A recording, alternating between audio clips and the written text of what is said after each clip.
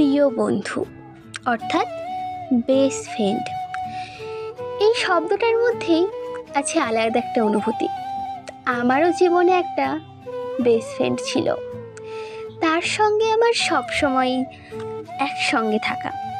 হয়তো সেটা আমার ছোটোবেলা থেকে বন্ধুত্ব না, তবু সেই বন্ধুটা আমার জীবনের একটা গুরুত্বপূর্ণ জায়গা নিয়েছিল।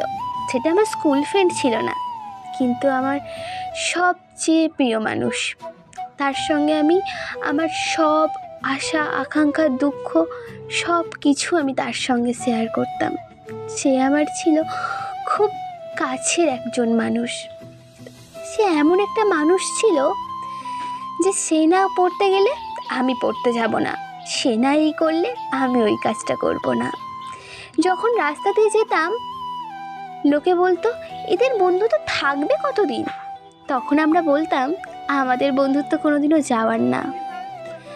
এখন বুঝলাম যে এগুলো শুধুমাত্রই মুখের কথা।